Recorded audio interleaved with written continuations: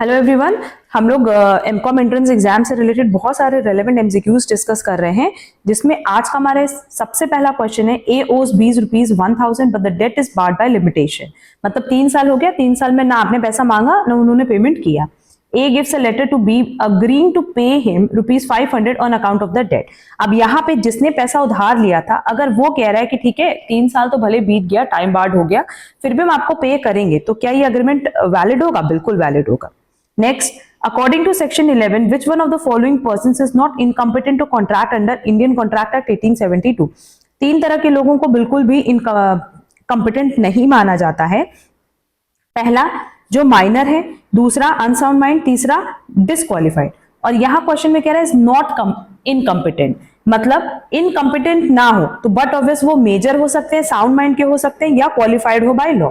A person who has attained the age of 18 years, अगर आप minor नहीं हो, मेजर हो, तो आप कॉन्ट्रैक्ट करने के लिए एलिजिबल हो, तो करेक्ट आंसर हो जाएगा D. Next, A a teacher asked his student B to come to his home for tuition for a fee of rupees 1000 per month. B was not willing to accept this offer. However, he felt the threat of shortage of attendance and agreed to A to attend the tuition for the agreed fees. अब इस case में ये basically किस तरह का contract है? Undue influence, क्योंकि यहाँ पे टीचर एंड स्टूडेंट का रिलेशन बता रहा है, जहां एक सुपीरियर है और एक इंफीरियर है, तो वहां आपको अपने सुपीरियर की बात डर से माननी पड़ रही है, इसीलिए इस तरह के कॉन्ट्रैक्ट को हम कहते हैं अनड्यू इन्फ्लुएंस।